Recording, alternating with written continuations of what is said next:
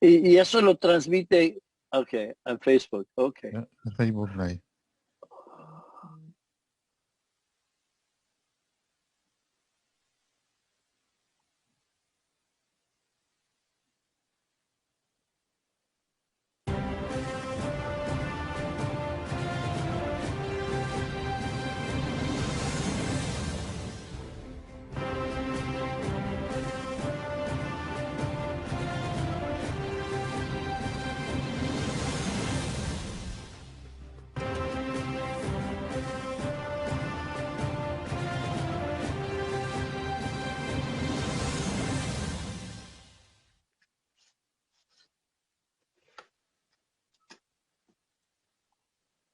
Buenas tardes amigos del programa La Serie, a través de la frecuencia La Plática. ¿Cómo están? Es un gusto saludarles en este día, miércoles 10 de febrero, en el cual vamos a abordar un tema importante con una personalidad que tengo el gusto de darle la bienvenida y que será Sofía, quien copresenta este programa, que nos hará el honor de presentar a nuestro invitado. Sofía, muy buenas tardes, ¿cómo estás? Muy buenas tardes, Luis.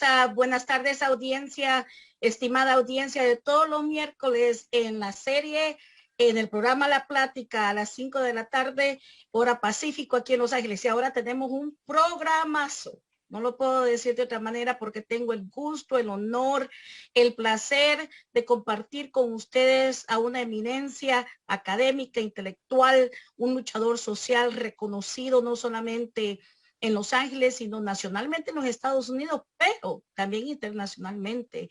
Ha hecho maravillas de iniciativas en México, en el área de Centroamérica, bueno, hasta en el continente africano, y eso lo vamos a conversar conforme vayamos desarrollando la agenda de este día, pero ciertamente hoy nos engalanamos con este invitado de super categoría que tenemos y que nos ha concedido un poco de su tiempo tan ocupado en estos momentos, especialmente cuando estamos en un tiempo crítico sobre la reforma inmigratoria. Y bueno, y él es un experto en este tema, de ambos lados de la moneda. Es decir, él maneja no solamente la política y cómo se forma esta política domésticamente adentro de los Estados Unidos, pero cuál es su impacto en nuestros países en Latinoamérica. Así es que sin más esperar, les presento, les comparto, Luis, al doctor Raúl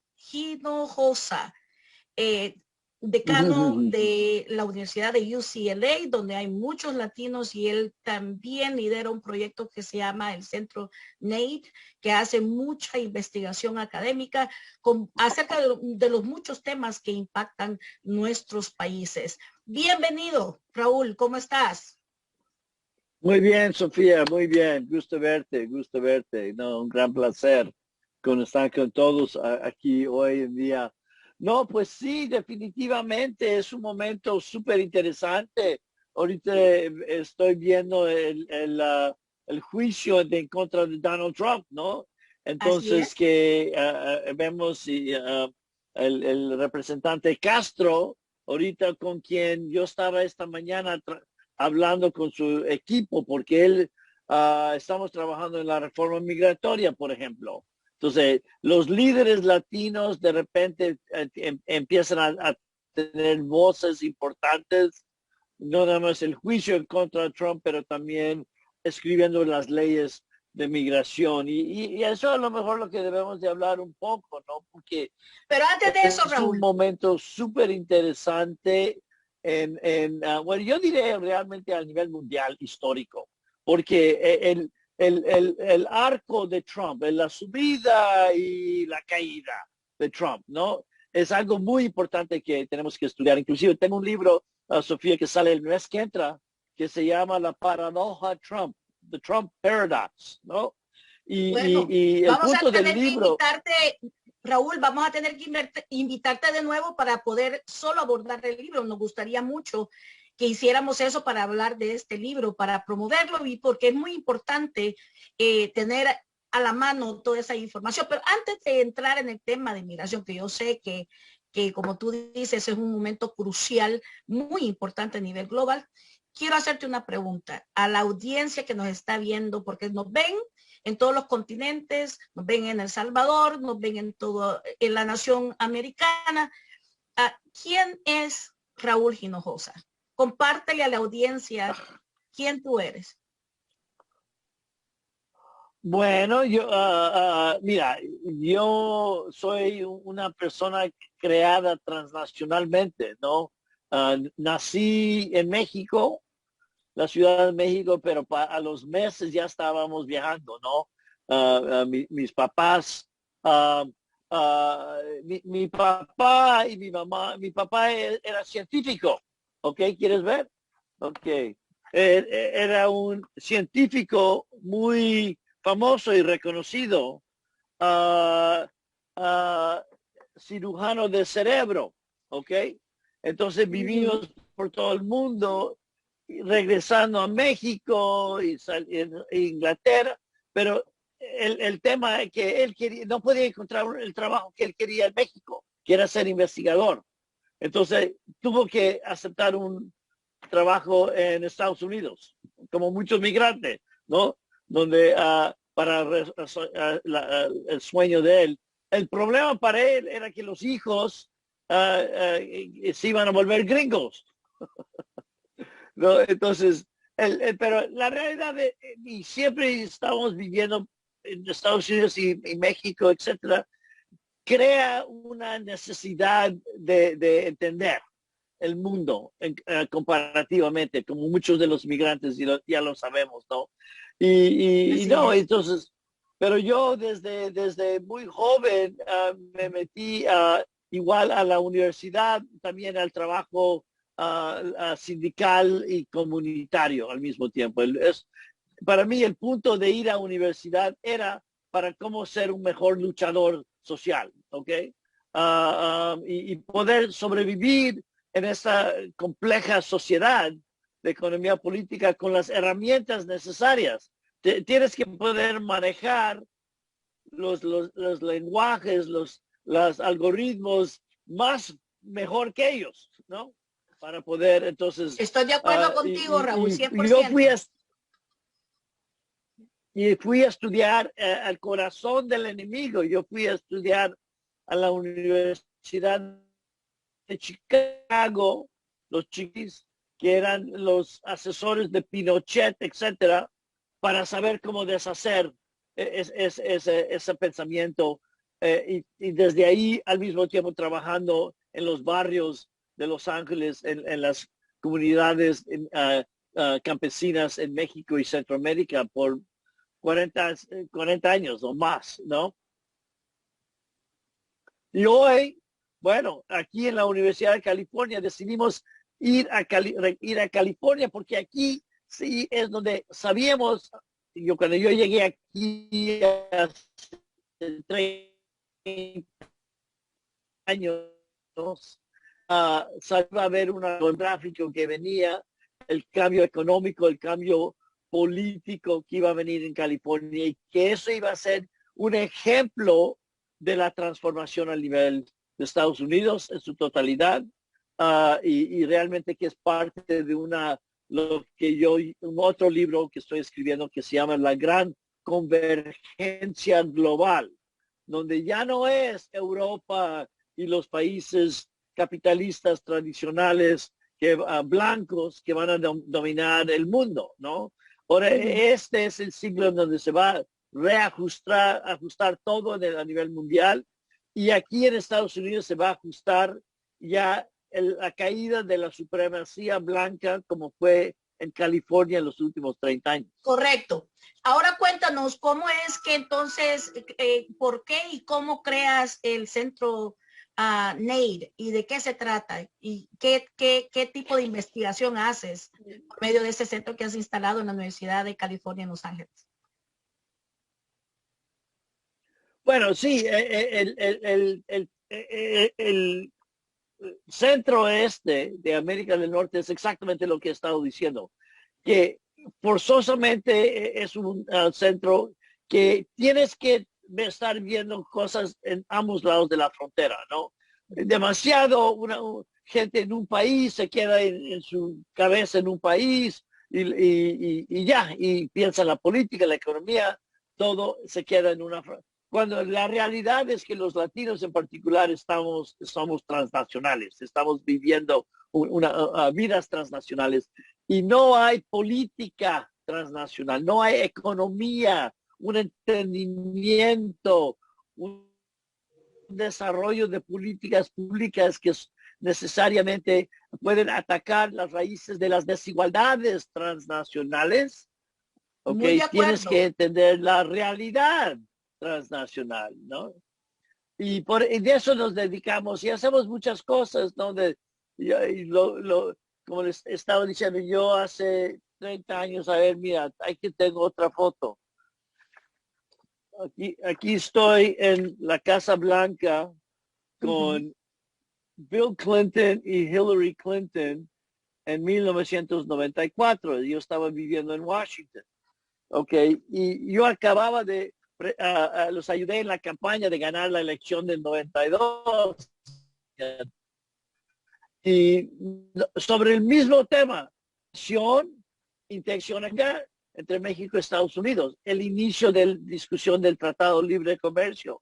Y yo planteé que lo que teníamos que entender, el reto real, era cómo crear una cierre de las brechas entre rico y pobre, en países ricos y pobres, y aquí dentro de Estados Unidos y entre países. Y usé el ejemplo de Europa, que yo había estudiado, la integración europea, donde se gastó miles de millones, billones de dólares en el desarrollo de los países más pobres de Europa para crear una integración económica mucho más equitativa y eficiente. Y eso es lo que planteé entre México y Estados Unidos. Y fui el fundador de algo que se llama el Banco Norteamericano de Desarrollo, North American Development Bank, que ya es responsable de gastar como casi 10,000 millones de dólares en inversiones de medio ambiente entre Estados Unidos y México. Y ahorita la idea, acaban de tener un nuevo fondo y eso ojalá podemos hablar, porque ahorita se está discutiendo, por ejemplo, entre Estados Unidos y Centroamérica. Y yo creo que ese tipo de cosa que debemos de hacer. Entonces, tenemos una experiencia, creamos de la nada. Raúl, pongámosle un alfiler a eso, porque eso lo vamos a tocar en materia de desarrollo local, desarrollo de los países, que tú tienes harta experiencia también en ese tema. Quería que la audiencia se diera cuenta del grosor de tu trayectoria, del impacto que has tenido con respecto a esa realidad transnacional que ha evadido a muchos gobiernos, no solamente aquí en los Estados Unidos, pero también en Latinoamérica, donde no hemos podido galvanizar esa riqueza transnacional y el impacto realmente de las políticas domésticas e internacionalmente. Pero hablemos del tema que te apasiona, Raúl.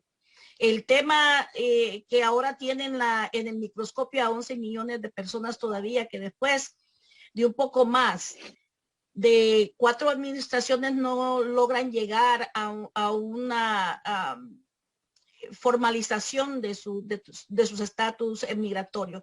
Y yo te voy a hacer unas preguntas específicamente basados en tu experiencia, porque es bien importante ser objetivos, pero también ser bien críticos de las cosas que se han hecho, las que no se han hecho, las pendientes, y por dónde perfila ahora la reforma inmigratoria bajo esta nueva administración del presidente Biden.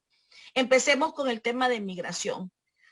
Yo sé que has sido un gran apoyador del Partido Demócrata, lo mencionaste, estuviste trabajando con la administración, perdón, con la campaña de Clinton para que ganara desde el 92. Has sido una persona, un insider que le decimos nosotros aquí en los Estados Unidos, uno de adentro, dentro de la política doméstica y dentro del Partido Demócrata.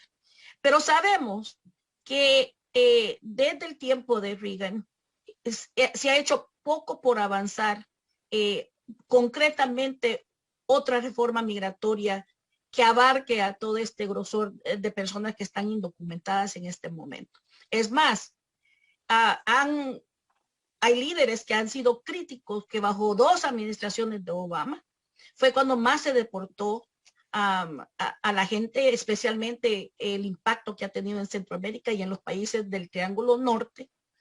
Y parece ser que ahora Biden empieza con paños tibios, solo cambiando quizás un poco las palabras, pero en concreto está siendo muy cauteloso y tal vez es porque quiere abordar esto más profundamente, con más responsabilidad, con más tiempo. Dime tú, Raúl, desde tu punto de experto y que estás como insider en esta cuestión de la reforma migratoria, ¿qué es lo que ha pasado en los últimos años, 20 años, las últimas 4 administraciones? ¿Qué es lo que está pasando ahorita y para dónde debemos de ir con la reforma migratoria? Bueno, vamos a hablar lo de hoy, porque lo de hoy yo diré es el mejor momento en 20 años de poder hacer algo, porque la primera vez, bueno, nos encontramos, vamos a decir, otra vez en una situación como fue el 2009, ¿no? Donde los demócratas tenían control de la Cámara de Representantes, el Senado y la presidencia, ¿no? Entonces, lo que yo lo veo que esta vez, a gran diferencia de cuando era Obama, el primer año de Obama, es donde hay un enfoque, por lo menos retórico, y con un compromiso que se ha hecho, que no se hizo durante Obama, de que la reforma migratoria era prioritaria, inmediata, necesaria de este primer año. ¿Ok? Muy bien. Entonces empieza el primer día diciendo muchas cosas. Y eso es muy importante. Yo inclusive ahorita estoy viendo un reporte que acabamos de acabar acerca del impacto económico de una reforma migratoria para Estados Unidos, donde también dividimos muy interesantemente la diferencia entre lo que es DACA, los famosos Dreamers, ¿no? TPS, ¿no? Con fuerte presencia salvadoreña y hondureña, ¿no? Y un poco guatemalteca y haitiana. Y correcto. También otra cosa que estamos estudiando que son los trabajadores esenciales, ¿no? Entonces, porque lo que se dice por un lado es que, bueno, Biden ha propuesto un cambio completo, ¿no? De una reforma total. Está bien, pero eso va a ser muy difícil en el proceso legislativo. Y hay varios otros proyectos de ley que son más específicos, como Dream Act, que es para los DACA, ¿no? Hay el Promise y Secure, que son más hacia la TPS, ¿no? Y también hay una cosa que se llama Ag Jobs. Cada uno de estos ya tiene cierto nivel de apoyo, estos pequeños, pero hay que entender, esos 3, DACA, TPS y agricultura, son menos del 10% de los indocumentados, ¿ok? Okay. No es que no hay que empujar para esos. Si ese tren puede salir más temprano que todo, a lo mejor el apoyo por allá va la cosa, ¿no? El problema es que si esperamos hasta que hay una sola ley y tratar de irlo una sola vez para hacer todo, eso ya se ha intentado 3 veces en los últimos años y ha fracasado las 3 veces, ¿no? Y entonces, por eso están diciendo la gente, hay que ser un poco flexible. A lo mejor si hay una oportunidad de arreglar TPS, por ejemplo, y darles ya una vía hacia la ciudadanía en 3 años, hay que hacerlo, ¿no? Y eso está incluido dentro de la propuesta general de inmigración de Biden, pero potencialmente lo pueden sacar y meterlo rápidamente. Puede ver que hay más porque es más chico, ¿no? Yo estoy trabajando ahorita con varios líderes latinos de que hay que ir más allá de eso. No, yo no digo que no. Yo estoy trabajando con los tepecianos y vamos a ir a Washington a final de mes y vamos a hacer muchas cosas y vamos a empujar la solución tepeciana al mismo tiempo con la reforma general. Con los soñadores vamos a hacer Dream Act al mismo tiempo con los otros. Pero ahora vamos a empezar una nueva cosa que es los trabajadores esenciales. El 78% de los indocumentados, irónicamente, trabajan en sectores definidos como esencial, 78%. Eso quiere decir que el Homeland Security, sí, pero servicios, agricultura y otras cosas, construcción en cierta parte de construcción, infraestructuras, pero son de trabajadores el 78%. Entonces, eso es ridículo. ¿Cómo? Entonces, en un país que está peleando COVID, donde cuando cierran el país por medio de COVID, si eres trabajador esencial, tienes que trabajar, ¿ok? Y estás muy expuesto. Y los latinos son de esa manera más expuestos al COVID que cualquier otro grupo, ¿no? Por medio de su trabajo, ¿no? Y muchos otros factores. Entonces, ¿qué pasa?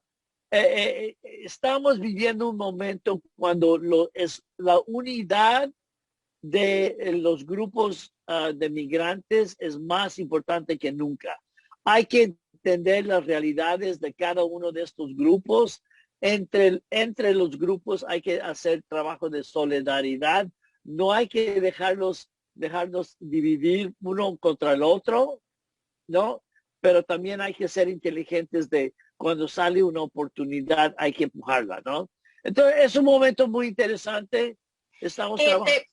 Te pregunto sobre eso, porque yo creo que ese es un tema muy importante que hemos venido lidiando con eso por 30 años. Más que todo lo puedo decir yo de manera concreta en la comunidad centroamericana, específicamente en la comunidad salvadoreña, donde hemos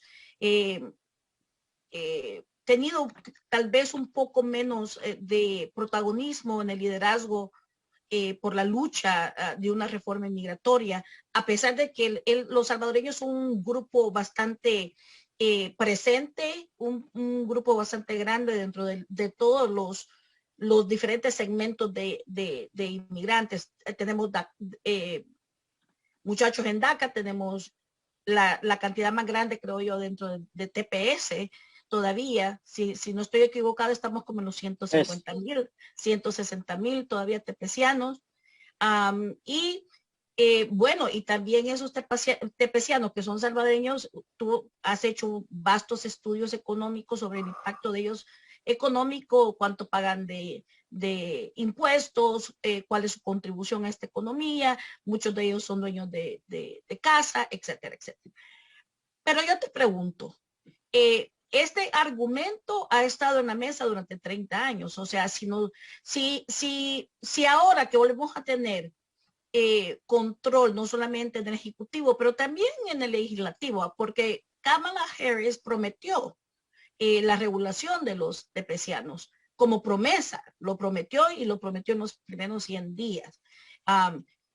Pero sabemos que el camino legislativo es duro y es espinado, pero creo que en ciertos segmentos como los tepecianos sería trágico ponerlos todavía como algo opcional, porque si nos ofrecen algo, digamos, solamente priorizando los tacos porque es un poco más fashionable, un poco más de moda, más vendible hacia la oposición política, no estaríamos haciendo lo mismo que hemos hecho en 30 años, que es como jugando con la vida, con la seguridad legal de todos estos segmentos. Mira, no es un buen momento para exigirle, basado en la votación latina que volvió a poner a una administración demócrata en la Casa Blanca. ¿No sería el momento de exigir, Raúl? Es el momento de exigir. Tenemos que, eso es lo que estoy diciendo, todos los grupos migrantes tenemos que estar unidos, ¿ok? La meta es todos. ¿Por qué? ¿Y sabes qué? Porque eso ayuda a Estados Unidos. El estudio que acabamos de acabar es que la contribución de los indocumentados en este país es $1 trillón al año. ¿Ok? Eso es más de 15 veces la economía del Salvador. ¿Ok? Inclusive los salvadoreños mucho más, perdón, 250 veces. Okay. La contribución de los salvadoreños en Estados Unidos es 3 veces más que todo El Salvador. ¿Ok? Entonces, aquí hay una increíble contribución. Una legalización, nuestra estimación es que da un apoyo económico para Estados Unidos, porque deja a los migrantes que estamos aquí, que a lo mejor no están arreglados los papeles, que si los arreglas esos papeles y les das ciudadanía, el nivel de ingreso de ellos, lo que sabemos es que se incrementa por más de 25%. Si tú sumas ese incremento en ingreso y lo metes más a la economía y hace impacto multiplicador, en 10 años son $2 trillones. Entonces, los que les vas a ayudar es a Estados Unidos. Claro. ¿Okay? Y a los países de origen, ¿no? Porque también tiene impacto en la remesa, ¿no, Raúl? Bueno, entonces aquí va la otra cosa. Lo otro que hay que decir es que es muy importante, y eso sí lo hizo Kamala Harris y Joe Biden, porque a mí me consta, porque yo trabajé con ellos sobre esta palanca de la propuesta, que es la necesidad de tratar como las raíces de la migración como parte de la legislación. ¿Ok? ¿Y cómo lo vamos a hacer? La propuesta nuestra, tú la conoces muy bien, Sofía, es la inclusión financiera y tecnológica. Mira, en los próximos 10 años, ¿ok? Va a haber más de 700 millones de dólares en remesas a México y Centroamérica. Okay. Vuelve a decir ese número para que la audiencia se dé cuenta del impacto económico que tenemos. En los 10 años que vienen, ahorita, de nuevo, van a ser más de 700 mil millones de dólares. ¿Ok? Eso eso es más grande que la economía mexicana. No, se va a mandar en remesas desde aquí para allá. ¿Ok? Durante los próximos 10 años. Ahora, ¿qué pasa? El problema es que todo ese dinero, todavía casi todo, llega esencialmente en efectivo. Aquí lo mandan por las tienditas en la calle Alvarado, muy caro, van y lo recogen en Banco Agrícola. Todavía existe Banco Agrícola, ¿verdad? Todavía. Y ahí en las líneas que se ponen a la gente para sacar el efectivo, y ahí se gasta el dinero, ¿ok? Y los últimos 25 años, desde el fin de la guerra, ¿no? Se ha mandado a Centroamérica y México más de 500 mil millones de dólares. ¿Y dónde está ese dinero? Exactamente, ¿dónde está? No, es una muy buena pregunta. No tenemos, está en todo el gasto que se hizo de importaciones y de mandar gente, comprar teléfonos y zapatos allá y mandar más gente aquí con los coyotes. Entonces, no se ha puesto en bien uso este gigantesco río de dinero de la remesa. Raúl. ¿Por qué? Porque sí. Raúl, te interrumpo. Mira, hay una cuestión importante en la historia centroamericana, principalmente la salvadoreña.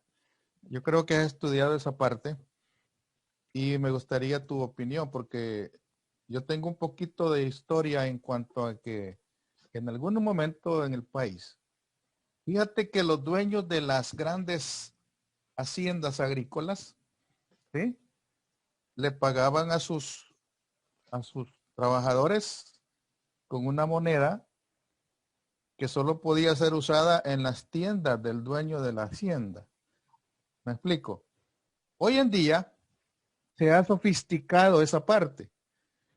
Las compañías transnacionales le mandan a los países centroamericanos las grandes compañías transnacionales de comida rápida, de servicios de comunicación, y todo regresa al punto de partida, porque la gente consume lo que está ahí y que y los dueños son gente de las grandes compañías transnacionales. Entonces, ese dinero regresa vía regalías, vía lo que quieras, pero en El Salvador, ¿qué queda?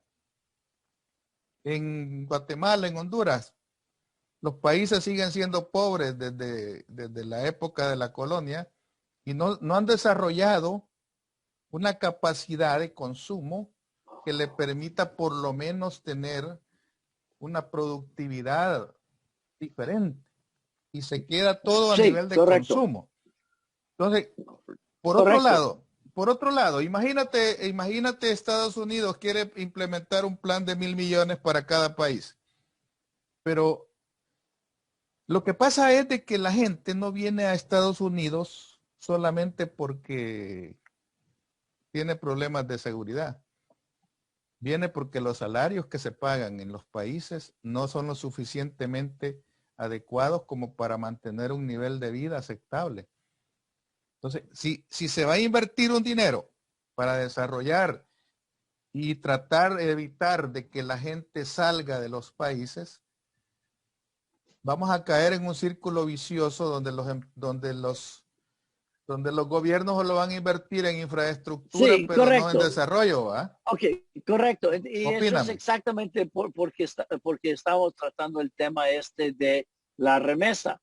La remesa es en El Salvador, por ejemplo, es mucho más grande que la inversión extranjera, ¿ok? Es mucho más grande que las exportaciones, ¿ok? Sí. ¿No? Pero, ¿cuál es el problema? Entonces, ahí puede haber una solución.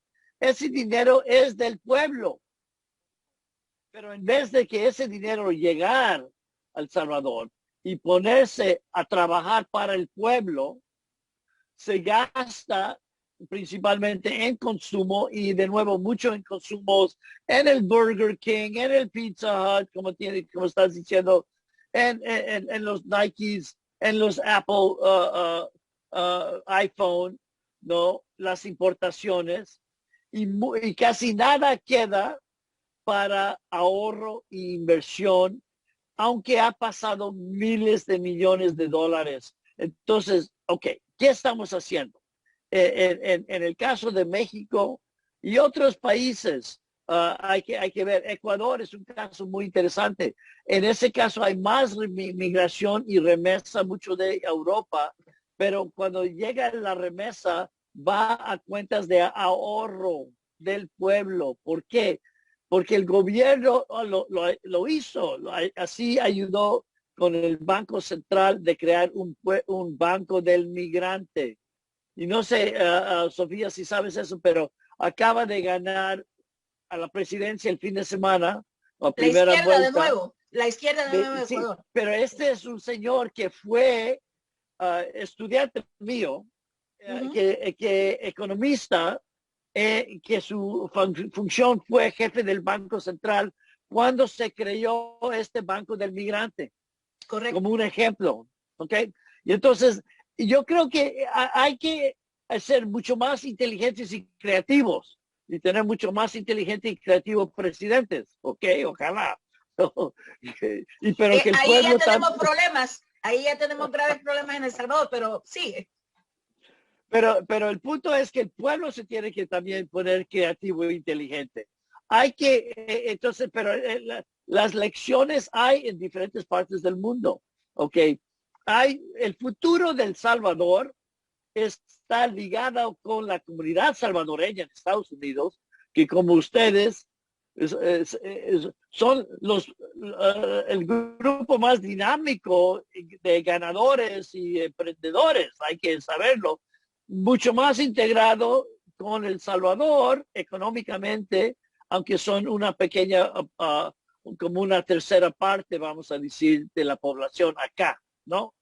Eso es una interesantísima oportunidad, de nuevo, pero se tiene, para poder romper este ciclo vicioso que estábamos hablando, de la dominación del capital extranjero. De nuevo, el capital está entrando por medio de las manos de los trabajadores desde Estados Unidos y llega a las manos de la clase trabajadora en El Salvador. El gran hora es cómo encontrar los mecanismos para que ese dinero se quede con ellos, se quede dentro de instituciones que están haciendo ahorro, inversión y productividad para la creación de empleo, para que haya una vida digna, como estábamos hablando, y sí puede ser, ha habido muchos casos a nivel mundial donde sí se ha podido hacer eso. España, en la posguerra, por ejemplo, que casi todos eran migrantes a Europa, en el norte, pero porque llegaban a Europa con papeles y la remesa llegaba a España en bancos, cajas de ahorro, ¿no? Donde hicieron con eso una inversión masiva en agricultura, en turismo, en manos de los migrantes y sus familias. ¿Sabes cuál es el gran problema que existe, Raúl? Que, por ejemplo, conociendo la realidad económica salvadoreña, te lo voy a poner en una palabra sencilla. Todos los receptores de remesas de El Salvador, las instituciones receptoras, no son de El Salvador. Eso te dice algo. ¿Por qué? Porque los bancos no son propiedad de salvadoreños y todas las utilidades de los bancos van hacia afuera. Van ¿a qué te digo? A Colombia, van a Europa, Bueno, van a y donde sea. es verdad, aunque no estoy totalmente seguro si eran manos salvadoreños, eso No, hace mucho mejor. Antes estaba en manos salvadoreños los bancos y ellos los vendieron. no, Y yo sé. hicieron, Y Cristiani, Alfredo Cristiani fue el autor de desnacionalizar la banca y venderla, ¿correcto? sí, pero mira, mi punto es que hay que ir por la creación. Yo he trabajado mucho en Bangladesh con un señor que ganó el premio Nobel, que creó el banco Grameen, ¿no? ¿No? Que es basado en ahorro de mujeres, ¿no? Hay diferentes maneras de hacer las cosas. Los gobiernos inteligentes, como es en Bolivia, como es en Ecuador, en momentos de izquierda, han podido plantear modelos alternativos. Y mira, la burguesía internacional es la burguesía internacional. Pocas veces la vamos a poder derrocar, vamos a decir, ¿no? Hay que crear unas políticas que desde ahorita, en la realidad donde vivimos, crean capacidad de ahorro e inversión del mismo pueblo. De nuevo, en el caso del Salvador, la gente más humilde de Estados Unidos, ¿ok? Es el responsable de mandar más divisas al Salvador que cualquier corporación, ¿ok? Y de nuevo, estoy de acuerdo. Cuando llegue allá, entra al sistema bancario que no les interesa ahorrar e invertir para el beneficio del pueblo. Estoy de acuerdo con eso. Pero entonces, bueno, ni me quiero meter en por qué no hicimos esto en los Pero sí, últimos Raúl. 12 años. Raúl, déjame que te interrumpa. Sí, o sea, a mí me gusta, y yo tengo un hashtag que se llama la incómoda verdad.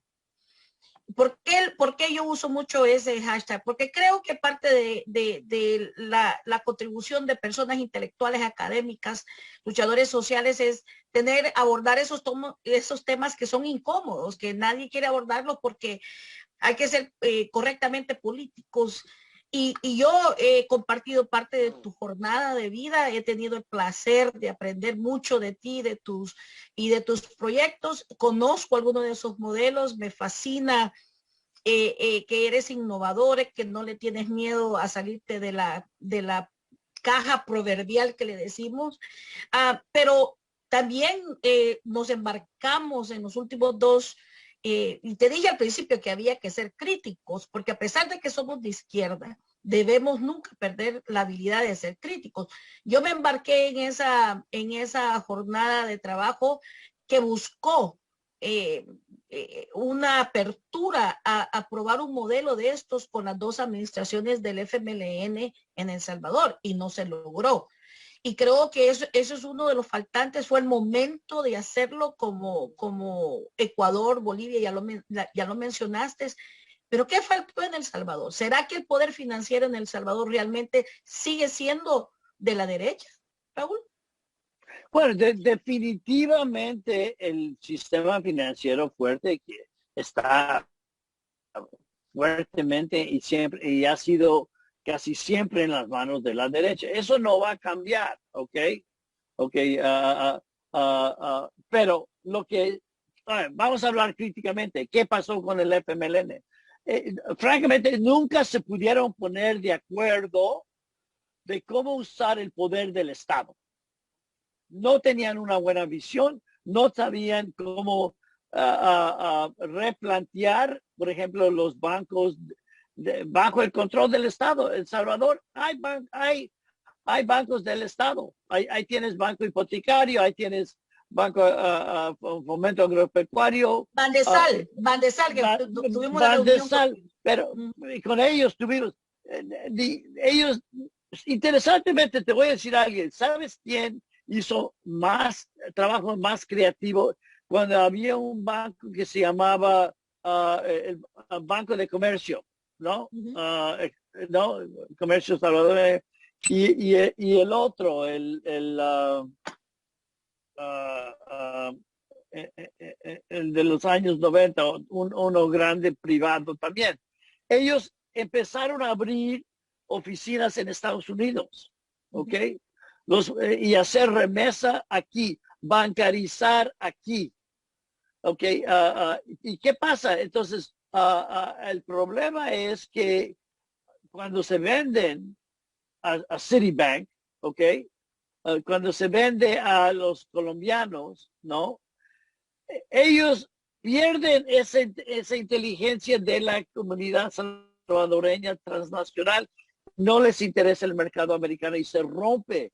Y como dice el compañero, se vuelven simplemente en receptores de los dólares para gastar y hacer el préstamos en el escalón y todo lo de siempre, ¿no?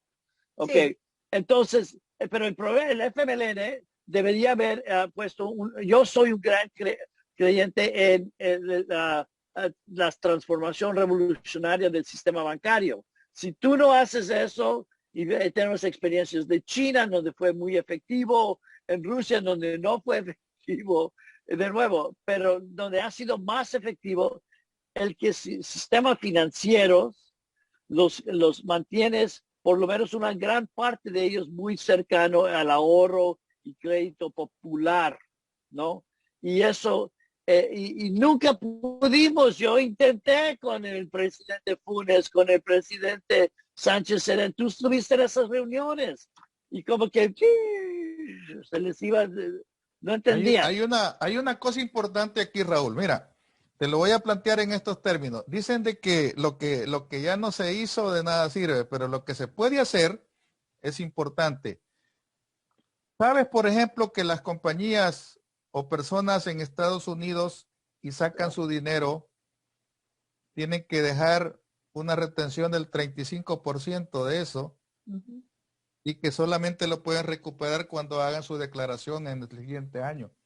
En El Salvador, se intentó mucho allá por el 2010 ponerle un impuesto a las transferencias internacionales para que todas esas compañías que sacan su dinero libre, sin retención, sin nada, dejaran un porcentaje en el gobierno y que lo reclamaran después. Pero eso chocó contra los intereses de la clase económica y en la Corte Suprema eliminaron eso. Y ya no Sí, se sí, pudo, todo eso, sí. vamos a ir más allá. La creatividad existe, pero también hay cosas que tú sabes que ya están hechas y no tenemos nada que inventar, solo aplicarlas, va. Pero las leyes no han podido quitarse ese yugo en El Salvador. Y yo tengo una idea clara, por ejemplo, imagínate que las grandes corporaciones siempre tuvieran que dejar un impuesto. ¿Cuánto dinero pudiera servir durante el Ah, año ah, mientras eso, ah, mientras ok, eso no se reclama? entiendo, pero a mí, o hay otras maneras de lograr lo mismo, ¿ok? Por ejemplo, lo que yo estoy planteando es que ofrecerles a estas empresas, no nada más impuesto, pero que ellos capitalicen fondos donde ellos pueden ganar, el gobierno les da tasas de interés también, utilizando ese capital en una manera más productiva. El punto es, hay maneras, pero si no lo tomas en serio, la necesidad, y estoy de acuerdo contigo, tenemos que entender esta dinámica del flujo de capital internacional, tenerlo bien claro y ser muy creativo en esto. Pero mira, también hay que tampoco de ser, ay, qué padre sería si los ricos nos dejen. No nos van a dejar, por eso son ricos. Entonces hay que crear cosas más potencialmente creativas. De nuevo, olvídate de los ricos, métete en el ahorro del pueblo. Hay más dinero en el ahorro del pueblo que todos los ricos. Siempre hay ¿Okay? poder en el pueblo, siempre lo he creído, por eso siempre te he apoyado, Raúl. Estoy muy de acuerdo contigo. Yeah.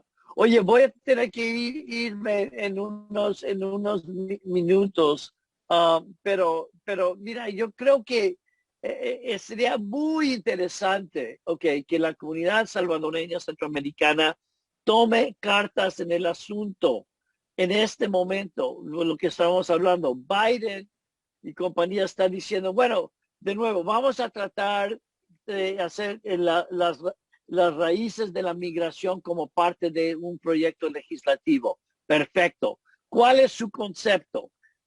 De ser más de lo mismo. Fondeo en proyectos, como estamos diciendo, de infraestructura, pero que no llega a al desarrollo económico de las comunidades. Ahí es ahorita en donde tenemos que exigir a este gobierno. Y Biden, yo tuve varias conversaciones de horas, él conoce Centroamérica. Obama lo puso encargado, él fue a Centroamérica como unas 5 veces al final del periodo él por lo menos está abierto a nuevos modelos. Y de nuevo, el modelo que funciona es un modelo de desarrollo económico, de bancarización económico local en El Salvador, ligado. Y ahora que tenemos estos teléfonos que no podemos vivir sin ellos, ¿verdad? Ahí está este teléfono. Ok. Este teléfono aquí puede ser la manera como transformar el sistema bancario. Es correcto. Ok. Y yo sé que te tienes que ir, pero tengo una pregunta bien importante, muy importante, que quisiera que se la contestaras a toda la audiencia, porque yo sé que tú tienes un análisis sobre lo que está pasando. Sabemos que dentro de los decretos que firmó en inmigración, los últimos decretos que firmó Biden, él canceló todas las medidas represivas que había dejado Trump. Una de estas fue la política del tercer país seguro, que de una manera muy imprudente, muy rookie, muy irresponsable, el presidente de El Salvador, Bukele, la firmó para congraciarse con el presidente Trump, lo cual le está causando una crisis diplomática a Bukele. Entonces, mi pregunta para ti es, yo sé que hay un paquete de 4.000 millones de dólares para los países del Triángulo del Norte, calculados dentro de ayuda económica para promover inversión, etcétera, etcétera, etcétera, y desacelerar la inmigración irregular. Entonces, ¿qué piensas tú que va a pasar con El Salvador con respecto a la política migratoria ligada con la política exterior debido a estos malos pasos de este presidente Bukele? Bueno, Bukele tiene muchos problemas que va a tener que solucionar. Yo no quiero solucionar el problema de Bukele. Yo lo que quiero hacer es regresar al poder real político que tenemos aquí en Estados Unidos, que tenemos mucho más influencia sobre Biden, ¿ok? Yo lo que estoy diciendo es que la comunidad, y ojalá lo podemos discutir otra vez, hay que ponernos de acuerdo ahorita sobre una propuesta desde las comunidades transnacionales hacia el gobierno del presidente, que ya no es Trump, ahora entra Biden y Kamala Harris, que es de Jamaica, su papá, entiende estas dinámicas, ¿ok? Hay que entonces plantear, mira, en vez de gastar tu dinero, 4.000 millones de dólares en 4 años, que no es nada, ¿ok? Por 3 países, la remesa 10 veces eso a El Salvador. 10 veces en lo que puede haber ser este gasto del gobierno, ¿ok?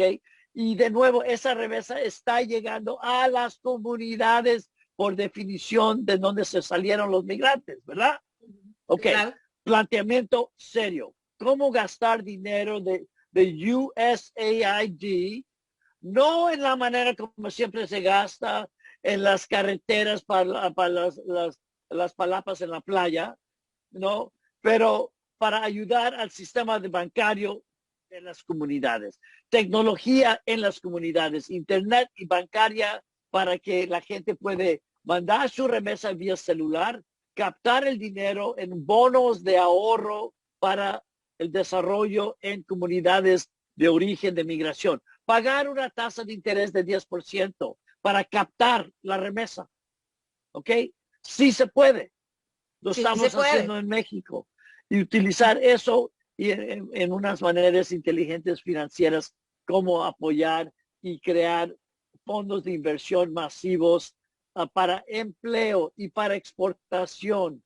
De nuevo, el caso de España es muy interesante. Es importante, bueno, Raúl, antes que te vayas, solo quiero agradecerte que hayas tomado un poquito de tu tiempo para estar con nosotros. Y en otra ocasión vamos a seguir ahondando un tema que es tan interesante y que no le damos fin aquí en esta hora. Gracias por tu tiempo, Raúl, y esperamos contar contigo en otra ocasión. Gracias. Hasta la victoria. Okay. Cuídate mucho, bye. Raúl. Muchas gracias. Chao, Raúl. Luis. Chao, chao. Chao, chao. Gracias. Luis, tenemos algunos comentarios de los que nos están escuchando esta tarde. Sí, hay algunas felicitaciones, ¿verdad? Comentarios como tal, interesante tema. Saludos desde Usulután, desde San Miguel, nos saludan. Y es importante comentar un poquito lo que hablamos con Raúl. Claro. La posición de él es bien clara. Y yo creo de que nosotros también estamos pensando en una idea clara. La diferencia es en qué momento la echamos a andar en El Salvador o en los otros países, ¿verdad? Porque lo que falta ahora es voluntad para cambiar ese estatus que no nos está dejando nada bueno. Por años se ha planteado, ¿verdad? La necesidad de reorientar ese flujo que ya va a llegar a ser el equivalente del presupuesto general de la nación. Imagínate que el presupuesto general es 6.000 millones y las remesas andan ya llegando a los 5.000 millones. Correcto. ¿Qué te dice? Y decirte que no me dice todo, pero enfatizar lo que dijiste y subrayar la palabra voluntad, que viene a concordar con la situación política que estamos viviendo en El Salvador. Y como dijo Raúl, nosotros somos una de las diásporas, y yo sé que no te gusta ese término, pero él es experto en estudiar el fenómeno diaspórico, pero somos una de las diásporas más activas, más productivas, más asimiladas, lo oíste, de todos los inmigrantes. Y el espíritu salvadoreño se siente aquí. Y por ende estamos abrazados, estamos vinculados a todo lo que está pasando en El Salvador. Y es como esta situación, lo quiero compartir, quizás la moraleja de esta conversación con Raúl es de que, como tú dijiste, no hay voluntad y no ha habido voluntad. Esta cuestión no se trata de echarle la culpa al FMLN, Arena. Bueno, Bukele no ha logrado tampoco ser innovador y traer cosas nuevas. Es más, no tiene política exterior. Lo sabe la administración Biden. O sea, aquí hay un problema de cultura y aquellos que me siguen en Facebook por Chata Cortés, me pueden seguir. Y yo con gusto los agrego. Yo usualmente hago comentarios a diario sobre lo que está pasando a ambos lados de la frontera. Y realmente yo sostengo, Luis, que es un problema de falta de una clara ausente cultura cívica, de educación cívica, de enganchamiento con los derechos y las responsabilidades, de poder pedir cuentas, de tener un sistema político que donde está lleno de gente idónea, que tiene un nivel académico diferente, que no puede ser cualquiera que aspire a un puesto de liderazgo, que tiene que ser por elección popular. O sea, estos temas los hemos venido desarrollando varios miércoles en nuestro programa aquí de la serie, y siento que todo eso está entretejiendo entre sí, y valga la redundancia, pero tiene sentido. O sea, volvemos a, como vos dijiste una vez, me dijiste que, bueno, y entonces, ¿qué hacemos? Pues, o sea, ¿quién propone? Y yo creo que eso es lo que hace falta, tener... Yo siempre digo algo, fíjate, Sofía, podemos apagar las luces, seguirnos y dejar todo tirado porque no hay solución, pero ese es de cobarde, va. Yo creo Claro. de que la lucha siempre tiene que hacerse, pero el gobierno de El Salvador, yo lo critico por una cosa sencilla. Cuando, cuando a ti te nombran en un cargo, lo menos que vas a hacer es rodearte del mejor equipo. Te vas a rodear del mejor equipo, no te vas a rodear del peor equipo, ¿va? Porque a ti te están diciendo, usted escoja su equipo.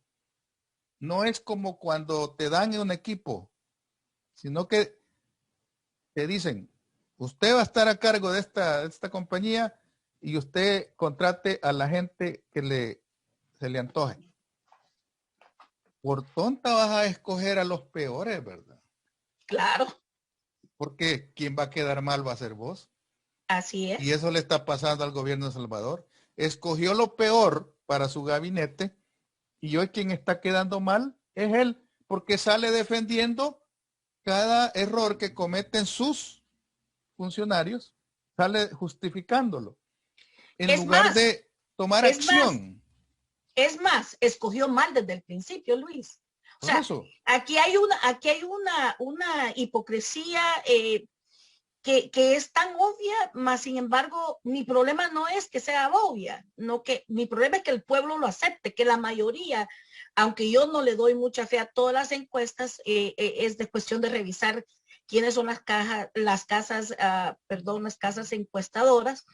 Pero aquí es mi cuestión, o sea, se tira a presidente, al líder de un país con una plataforma de cambio, un cambio millennial, a nivel millennial, y lo hace sin partidos, lo hace sin una base, lo hace sin una plataforma real, y lo hace en alianza con un aborto político que es lo que es Ghana, un aborto de la derecha y una incomodidad completa porque es de los escuadroneros, digámoslo tal y como es. Y aunque yo creo en el multipartidismo, bueno, lo que él quería, lo que él prometió a voces altas de decir voy a luchar contra la corrupción, contra lo del pasado, contra ni esto ni los otros, pero se llevó lo peor del pasado y quizá pero uno de los más corruptos. Pero fíjate que curioso, cuando te señalan a ti y te dicen, Sofía, esa persona que tienes está cometiendo estos y estos errores. Lo mínimo que vos podés hacer es tratar de enderezar eso, ¿verdad? Y si la persona no cambia su actitud, no cambia su forma de trabajo, ¿qué es lo que sigue? Cambio, ¿verdad? O sea, vos tenés la oportunidad en la mano de hacer un equipo, irlo puliendo, pero ha pasado más de 1 año y medio y no se ven cambios. La gente que se ha ido ha renunciado. Correcto. Pero se le está diciendo, mire, la agricultura en El Salvador está por los suelos, la ganadería está peor y el ministro de Agricultura usted lo sigue teniendo ahí y no hace nada. Bueno, ¿cuál es? Porque no tiene más nada. No, No, tiene pero más. Bueno, ¿cuál es el nivel? Yo Pero ¿cuál es el nivel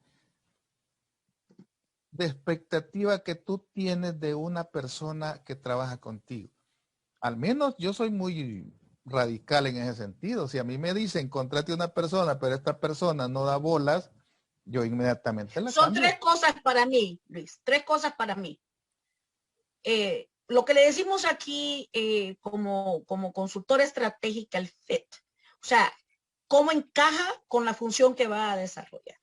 O sea, la función tiene una descripción clara de cuál es la función, cuáles son los objetivos, cuáles son todo lo orgánico de esa función o de ese cargo. ¿Cómo encaja esa persona? Basado en su bagaje profesional, bagaje de experiencia, etcétera, etcétera. Académico. 2, la idoneidad para ese trabajo. Una persona que sea íntegra, que tenga rasgos de líderes, porque un líder no le teme a rodearse de líderes. Un verdadero líder no le teme a rodearse de líderes. Pero ahí y es donde es está más el punto, difícil. mira. Ahí es donde has tocado el punto interesante. Yo creo de que su conducta narcisista, esa conducta que se le llama soberbia, no le permite al presidente reconocer que se equivoca. Y por otro lado, escogió lo peor porque dentro de lo peor él puede resultar más o menos brillante, ¿verdad? Pero no solamente escogió a lo peor, Luis. No solamente escogió a lo peor, escogió a seguidores que le rinden culto. No, por eso, pero a lo que yo llego es a eso, de que él escogió lo peor porque dentro de los tuertos el ciego es rey, va. Y ese es el gran problema, ese es el gran problema de criterios, cuando los criterios no abundan. Raúl decía algo bien importante y yo lo secundo. ¿Por qué no ver el modelo que Ecuador implementó de crear una banca al servicio del migrante? No vamos a esperar. Y lo vamos a traer de nuevo para hablar de eso. Lo vamos a traer de nuevo para hablar específicamente de ese modelo. Pero no vamos a esperar a que la banca quiera, no vamos a esperar a que las leyes quieran. Mira, dicen que cuando un caballo no quiere correr, los entrenadores le ponen un caballo bueno, le ponen un caballo bueno a la par, para que tal vez por pena se atreva a querer seguirlo. Entonces, la competitividad en cualquier parte del mundo que vayas, eso te lo digo con conocimiento de causa. Productividad. Así sí, es. Eso, tenerlo por seguro que da resultado. Ponerle un buen trabajador a un pasmadito y el pasmadito va a tratar de salir adelante. Porque se va a afligir, quiere quedar y le vas a tocar ese ego, ¿verdad? Entonces, una compañía, le pones otra enfrente que de repente se le llena y más clientes, la otra va a empezar a decir, ¿y qué tiene de bueno esa que no tenga yo? La banca salvadoreña nunca va a tener competencia mientras no le pongan una competencia que realmente haga la diferencia. Porque de nada sirve. Un modelo que trabaje para la mayoría y que galvanice la riqueza que genera el pueblo a ambos lados de la frontera. Y ese Sí, modelo yo hay un estoy problema, muy, fíjate, hay un yo problema en estoy El muy, Salvador. uh-huh. El gran problema en El Salvador, ¿sabes cuál es? Que hay lo que le llaman oligopolio. ¿Sí? Hay una ley de Claro. competencia, pero por decirte un ejemplo, las compañías de teléfono son como 5 compañías, Uh-huh. pero son de los mismos dueños. Así es. Las compañías de electricidad son como 6, pero es la misma compañía dueña de todo con diferente nombre. Al Es un final monopolio fraudulento, un monopolio con un monopolio diferente. se le llama oligopolio, ¿verdad? Porque Uh-huh. ellos se ponen de acuerdo. Correcto. ¿Sí? Los bancos actúan igual, pero suponete que hubiera libre competencia y que realmente funcionara y de repente alguien dijera yo voy a poner un banco y yo voy a pagar un interés mayor de lo que pagan los demás bancos, ¿ya? Para atraer más clientes. Un momento, dice la superintendencia de Uh-huh. financiera, usted no puede hacer eso. ¿Por qué? Ah, porque va a afectar el mercado, va a encarecer el dinero. Sí, pero yo quiero pagarle más interés a los ahorrantes. ¿Cuál es el problema? Ah, porque los demás bancos se pusieron de acuerdo en manejar una tasa donde te pagan el 2% de interés sobre tus ahorros, pero ellos te cobran el 14% por tu préstamo. Es correcto. Ese nivel de competencia que no es libre no le está permitiendo a El Salvador despegar, porque tenemos gente que se pone de acuerdo para poner un call center en El Salvador porque van a pagar $300 de sueldo, ¿verdad? Uh-huh. Y todo el dinero que genera lo mandan para acá, porque allá vas a encontrar un call center que le sirve a AT&T de aquí de Estados Unidos, ¿va? Sí, Pero si contratas conozco a, varios. si contratas a un operador aquí te cuesta $20 la hora, pero allá Es te correcto. cuesta $10 el día. Entonces, ¿quién se queda con esas grandes ganancias, va? El dueño del call center, va. Correcto. Todo ese montón de cosas que Raúl tocó, venimos a caer a la misma cosa, que hay un grupo de interés que no va a soltar algo que Pero le está también, dando de comer. Por pero Luis, voluntad no lo va a hacer. pero también hay que ir un poquito más allá de eso. Yo que he tenido mucha experiencia con Raúl, con el doctor Hinojosa, y hemos debatido también las repercusiones políticas de todo esto.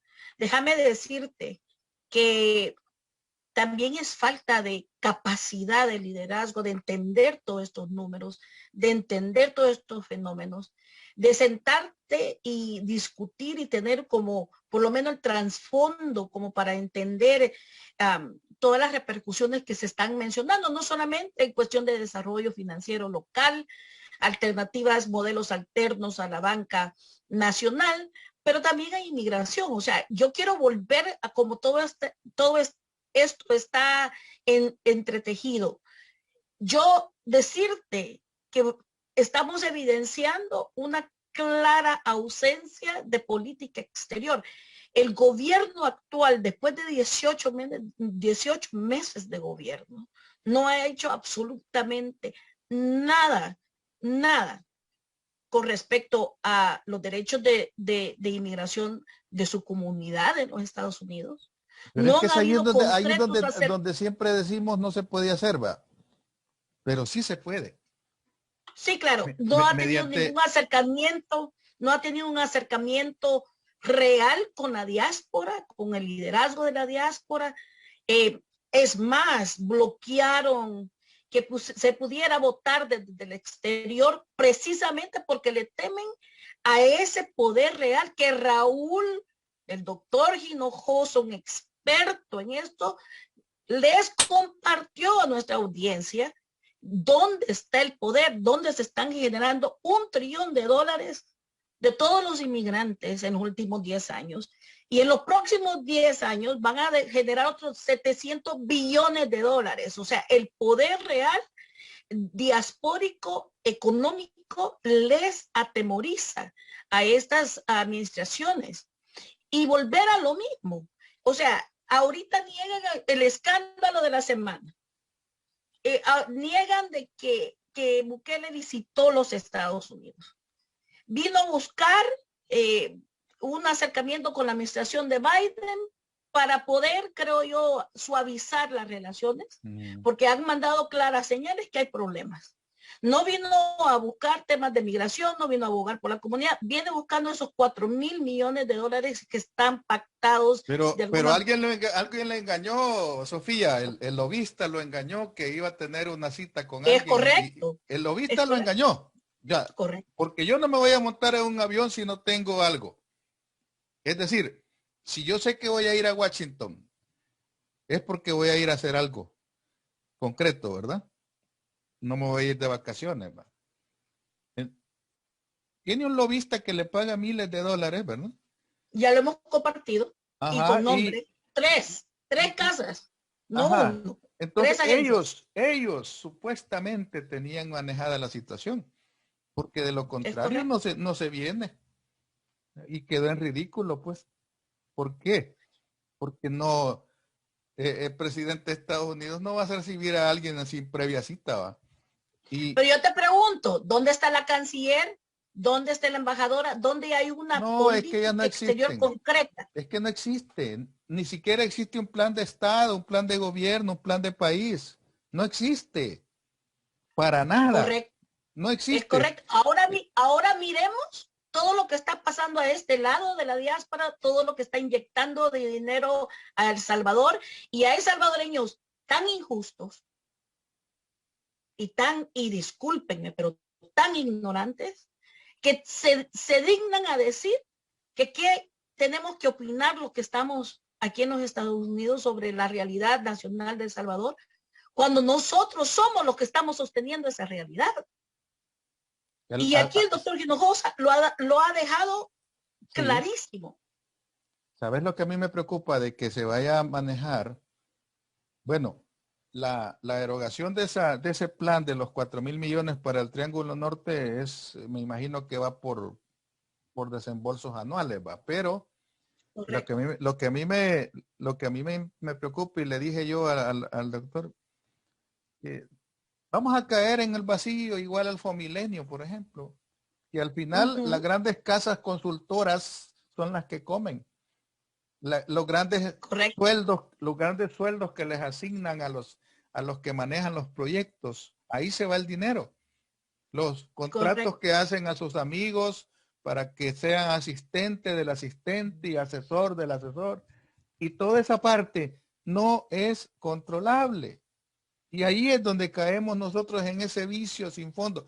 Y la población, que es la que realmente debería recibir un beneficio para no tener que emigrar, se va a quedar siempre sin nada. Eso es así, porque no funciona de esa manera. Y vamos a tener que decir, no, pues sí, se hizo el intento, ¿verdad? México le dio 30 millones a El Salvador en el mes de julio del 2019 para que impulsara un programa que ayudara un poquito a retener la migración. ¿Sabes que no los han usado? Y bueno, el gran discurso, ¿sabes cuál fue? Yo no puedo decir quién ha usado o no usado porque no hay reportes de gobierno. No, por eso, pero ¿sabes cuál fue el gran discurso? Que se iban a crear 20,000 empleos con esos 30 millones. De esos. ¿Y dónde están? De esos. Ya va a tener 2 años. De eso no se sabe nada. No los usaron. Pero volvamos al sujeto, Luis. Porque aquí, otra vez, muy al estilo de la chata, de Sofía, como me quieran llamar mis amigos y la audiencia, es la incómoda verdad. Y hay que incomodarnos para llegar al fondo de las cosas. ¿Dónde está el sujeto? ¿Dónde está el pueblo digno que pide cuentas? que tiene una doble moral al decir no más del pasado, no más de lo mismo, no más de del fulano, del sultano, pero le dan carte blanche o carta blanca o un pase, como le quieran decir, al gobierno actual. Pero no da cuentas. ¿Dónde están esos empleos? ¿Para qué se va a utilizar los 4.000 millones o parte de? Porque puede hacer que El Salvador se agarre un 30% de esa parte, más que todo porque el gobierno de Honduras está en peores relaciones debido al caso del narcoestado, que se está ventilando ahorita en las noticias, y también en la administración de Biden tiene mucha aprehensión sobre Honduras. Sí, pero va a entrar otro gobierno, ¿no?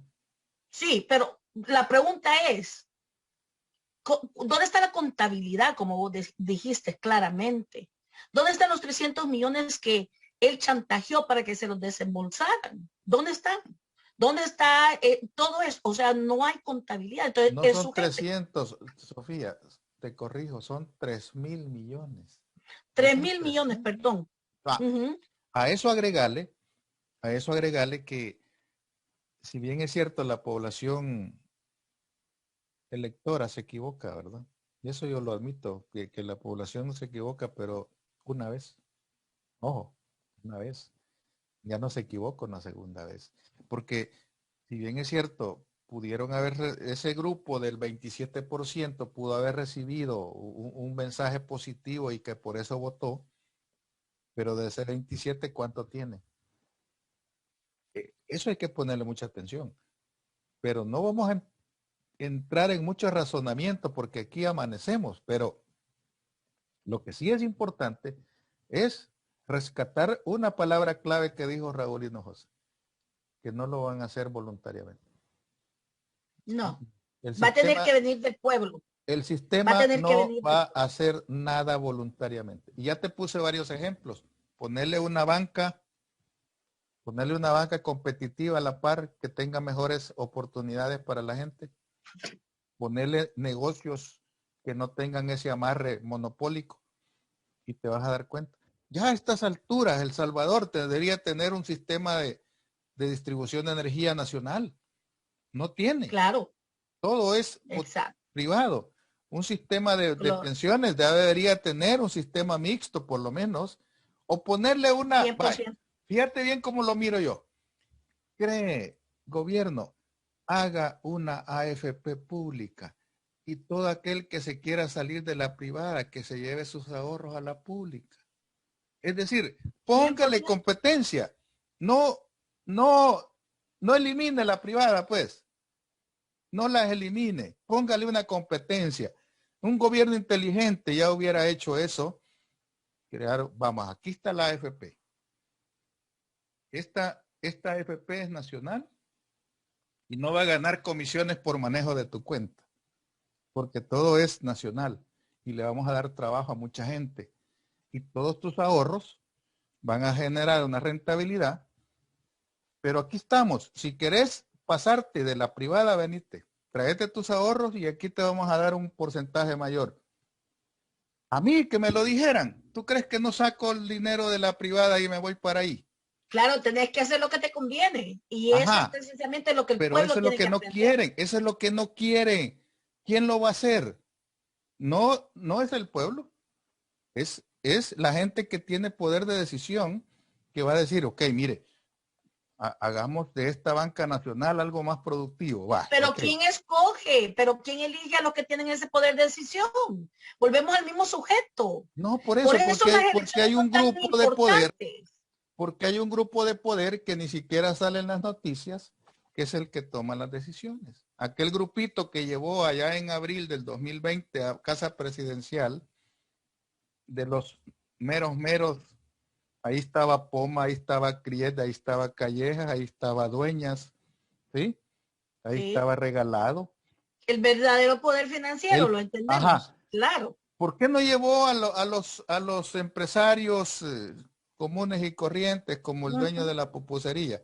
No, llevó al de la mera mata que maneja el país, los multimillonarios del país. A esos llevó a una reunión y con ellos se comprometió a abrir la economía. ¿Por qué? Porque ellos le pidieron, ya no podés seguir cerrando la economía. Y ellos son los que dan órdenes y ellos ni siquiera son candidatos, ni siquiera aparecen en partidos políticos, pero son los que controlan el país. Ese es Es el correcto. poder, Solo ese el es el verdadero poder, gobierno, el poder detrás del poder. ese es el Correcto. poder. Y ese es el que no quiere entender mucha gente que cree que el pueblo lo eligió y que el pueblo decide. Mentira, con ese gobierno que existe en El Salvador no es cierto.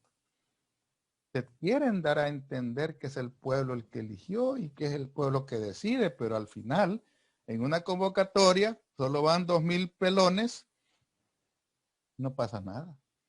Es correcto. Ya no va el 1,500,000 que votó por él, ¿verdad?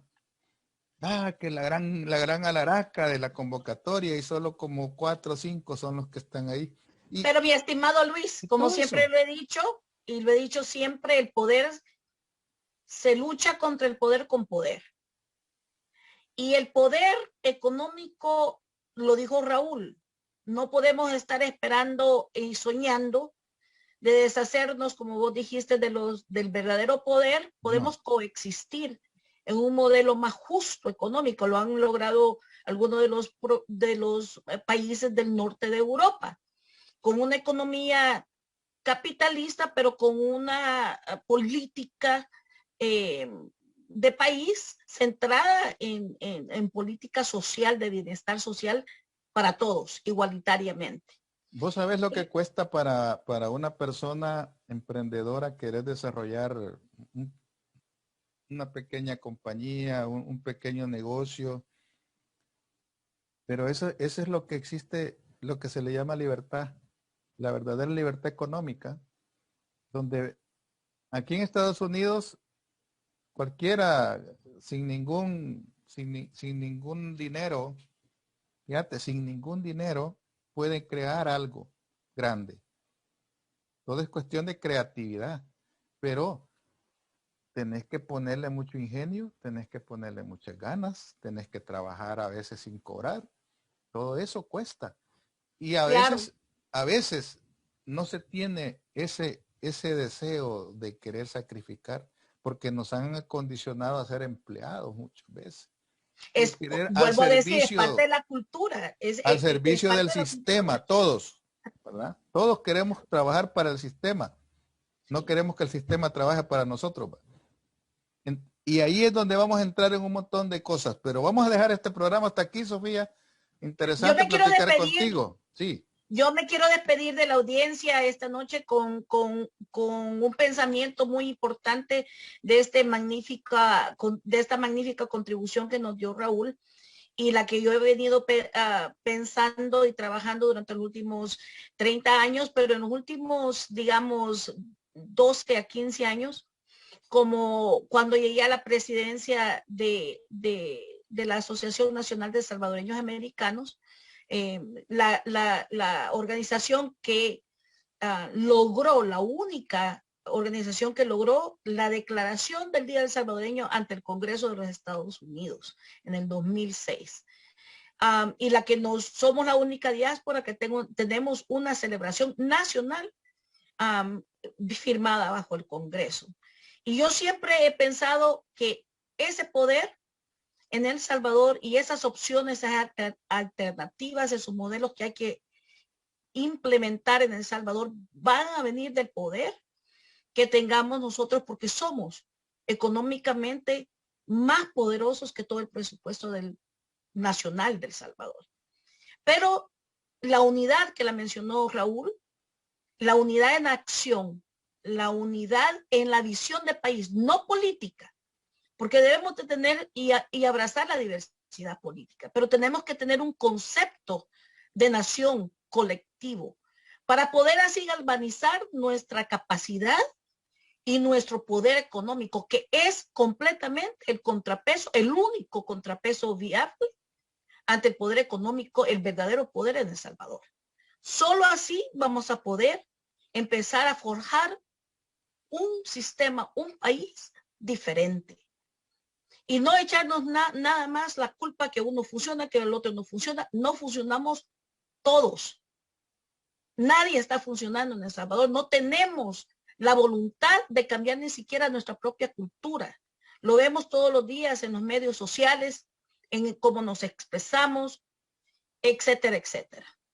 Entonces, debemos de concebir una idea de nación diferente, de integración con la diáspora en los Estados Unidos que, como Raúl lo explicó, tiene un poder económico y un poder de incisión, no solamente domésticamente en los Estados Unidos, como de los inmigrantes, la comunidad más asimilada, más activa, más políticamente enganchada y la más transnacional, y lo dijo el doctor Hinojosa.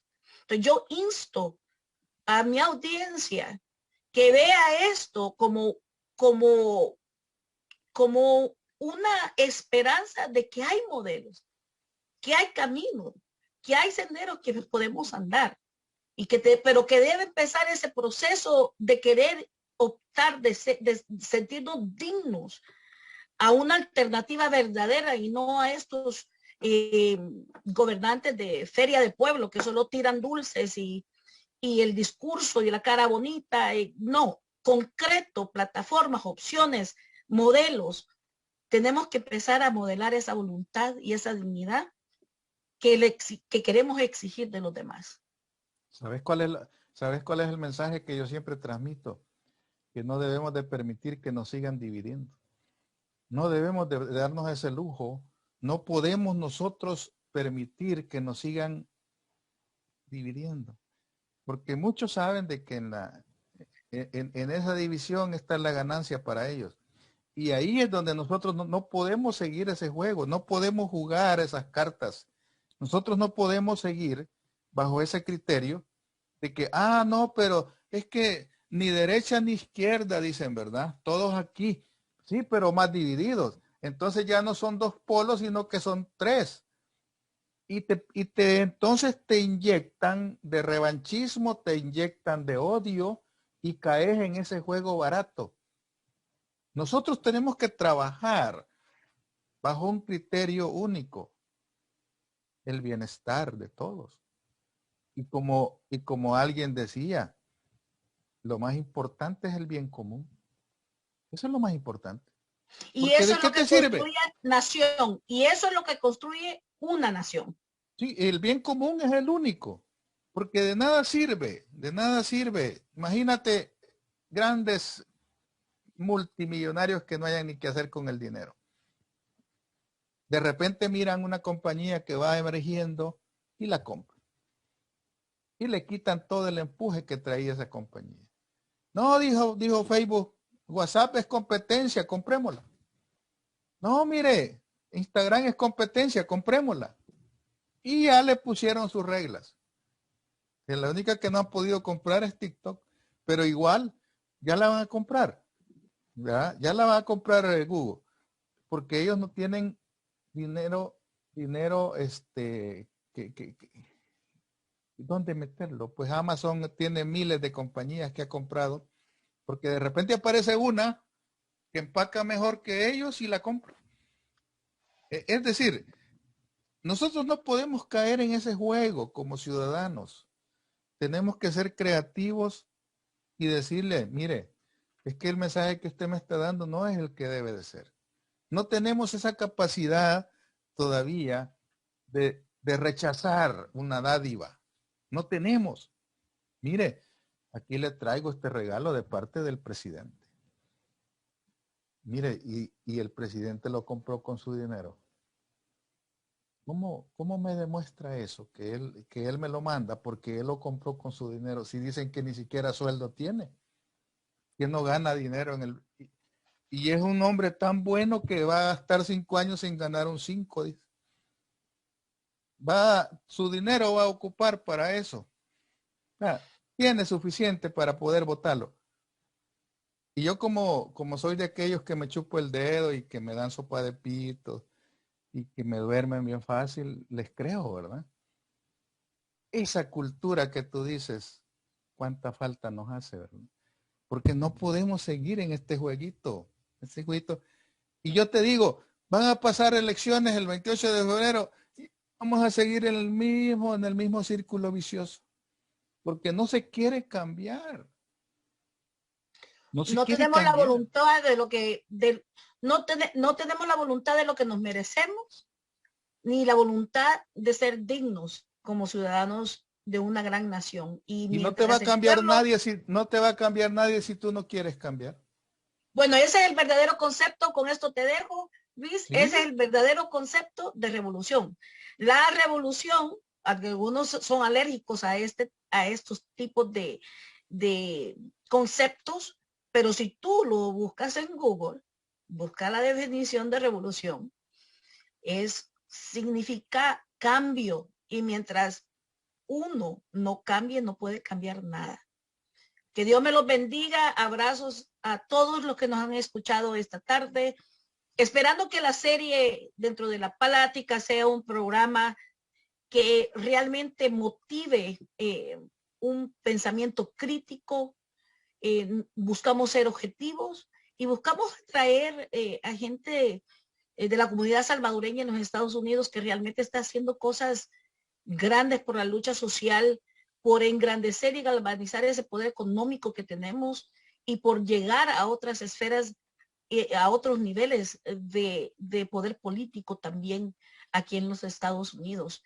Pronto tendremos invitados salvadoreños que han llegado a puestos políticos aquí en los Estados Unidos, y cómo ven ellos como individuos transnacionales lo que está pasando con la democracia en nuestro país, que es muy derecho y responsabilidad de todos nosotros. Y aunque estemos al otro lado de la frontera, en la frontera norte, nosotros somos salvadoreños primero y americanos después. Así es. Yo quiero responderle a un comentario de Mario González, y realmente yo le tengo una respuesta. Dice, ¿cuál es el interés del presidente en arremeter contra el FMLN? ¿Será el interés de la ultraderecha en acabar con la ideología? Él mismo se está preguntando y él mismo se está contestando. No sé si tienes una opinión diferente. No. Yo quiero responder, si nos permite la audiencia, yo con mucho gusto, yo me entrego a ustedes. Este tiempo es todo de ustedes, todo tuyo, Luis. Yo lo dije en un programa anterior. Miren, esto es bien sencillo. La derecha se remonta en el planeta, no solamente en El Salvador. La derecha cae en una crisis existencial hace 25 años. Después del modo de las guerras insurgentes civiles, confrontaciones dentro de las fronteras mismas, guerras civiles, que es el fenómeno más conocido, entran en una crisis donde ellos se enfocan en transformarse de oligarquías feudalistas basadas en la agricultura, en un sector limitado, a transformar su capital a un mundo globalizado. Esto obedece al tempo que va dando los neocolonizadores, o sea, los 7 países miembros de la G7, ¿verdad? Que uno de ellos, el más grande, la economía más grande, es los Estados Unidos. ¿Y qué es lo que sucede? Que mientras ellos se enfocan en transformar su capital, los movimientos insurgentes, guerrilleros, que se vuelven a la vida civil por medio de estructuras partidistas, empiezan a trabajar con el pueblo de otra manera, y empiezan a agarrar terreno, a hacer opciones viables, porque son expresiones de las luchas sociales de los mismos pueblos. Entonces, la derecha necesita transformar, no solo transformarse económicamente, pero empieza a transformar también su forma de hacer política, porque el pueblo ya no es el mismo de hace 30, 40 años. La tecnología, el acceso a la información, la desconstrucción de murallas y fronteras, porque ahora todo lo que es digital no tiene fronteras, todo es bastante ilimitado. Y ese acceso hace que los pueblos vayan despertando, vayan por lo menos preguntándose, leyendo, hay otras opciones, hay otras inquietudes dentro de las masas. ¿Y qué es lo que pasa?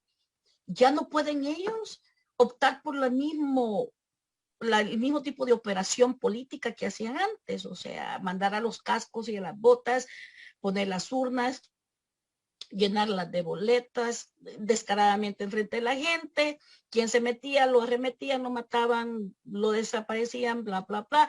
No es El Salvador el único país que ha pasado por eso, ustedes lo saben.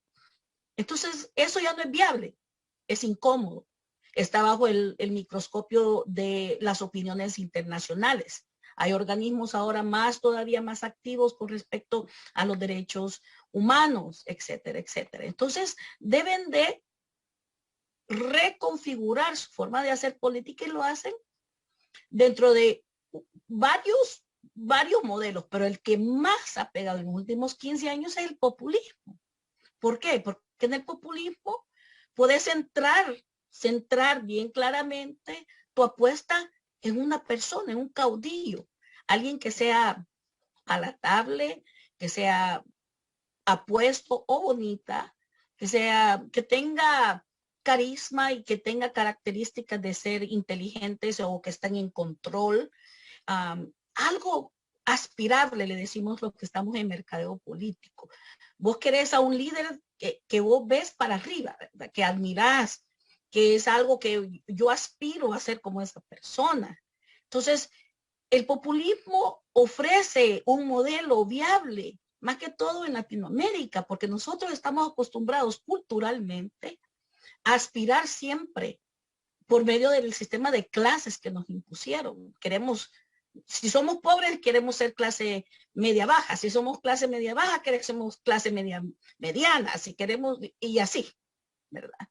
Pero también culturalmente queremos ser como la candidata del pueblo, la más bonita del pueblo. Queremos ser como la señora que es de un pueblo y que se casó con un militar y ahora vive en una buena colonia en San Salvador y ahora es de la clase que tiene capacidad económica. Entonces tenemos el populismo funciona muy bien, muy bien. Digo esta explicación porque la derecha se va a aliar a quien le sirve a sus intereses. Bukele es una expresión de la nueva derecha en el país, pero más palatable, más digerible y más que todo más relevante porque es un millennial, todavía tiene ese pegue con la generación millennial, pero también con la Gen Z, pero también al otro lado con la Gen Xer, ¿verdad? Tiene un buen potaje generacional. Entonces, él representa una opción. ¿Por qué? Y ojo con esto. La derecha no le conviene tanto Arena ya, porque Arena está quemada por la corrupción, por casos, obviamente, su oscuro pasado de escuadronero, no podemos ponerlo de otra manera. Tiene las manos manchadas de sangre, esas letras están escritas en sangre. Y hasta nuestro mártir, Monseñor Romero, de nuestro país, que tanto lo admiramos y mucha gente lo ama mucho. Entonces está manchado, ya no está no es un vehículo nuevo, ¿verdad? Innovador, que no tiene manchas. Y obviamente el FMLN, la derecha, lo quiere deshacer de la faz de la tierra. ¿Por qué? Porque si podemos ver en las últimas fotos que se ha sacado después del lastimoso incidente del asesinato de algunos de sus militantes, sabemos que tiene poder de reagrupación, sabemos que tiene base, sabemos que tiene historia y más bien, más allá de sus errores, sabemos que siempre ha sido una expresión del pueblo mismo y de su lucha social. Entonces, el FMLN va a ser siempre un vehículo incómodo para la derecha. Ellos siempre han querido y van a seguir queriendo deshacerse de una opción de izquierda en el país.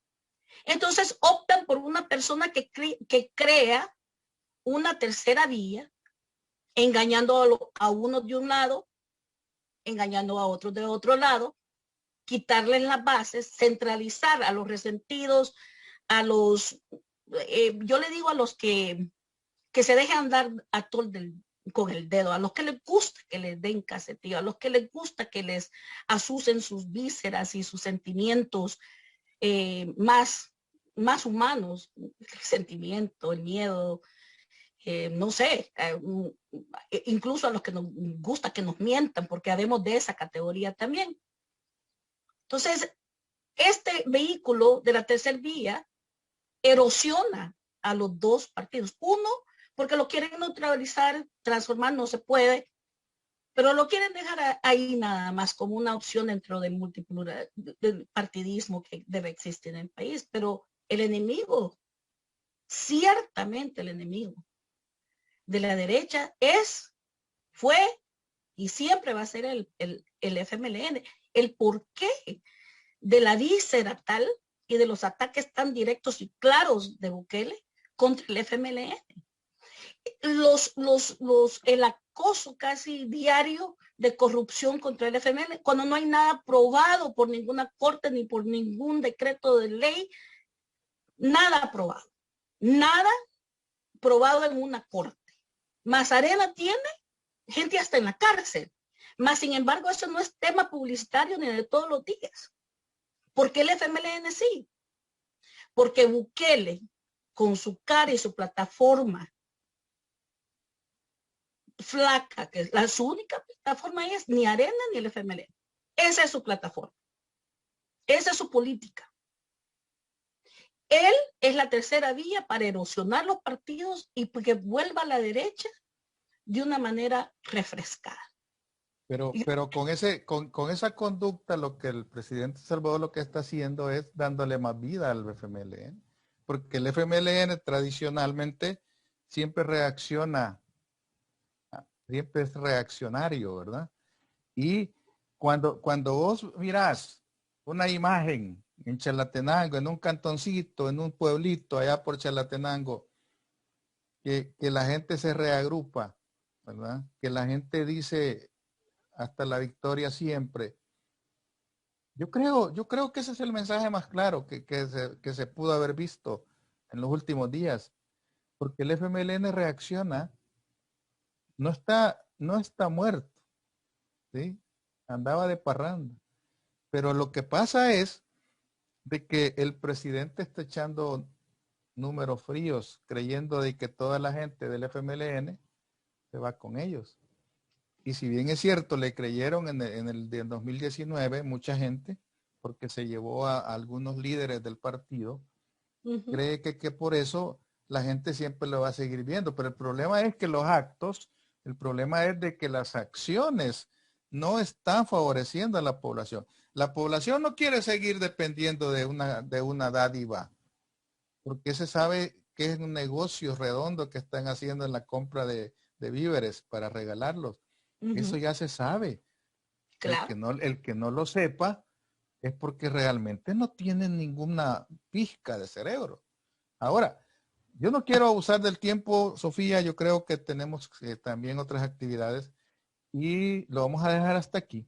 La serie sigue el próximo miércoles con otro tema importante. Y quiero agradecer a cada uno de ustedes, amigos, que han tenido el tiempo para estar con nosotros y han podido comentar y han podido opinar. Y de eso es que nosotros nos nutrimos, de su opinión y de su comentario. Gracias, Sofía. Pasa buenas noches. Muy buenas noches a la audiencia, muy buenas noches a ti, Luis, y nos vemos el próximo miércoles a las 5 de la tarde en la serie Con la Plática. Gracias. Buenas noches a cada uno. Muy amable. Gracias.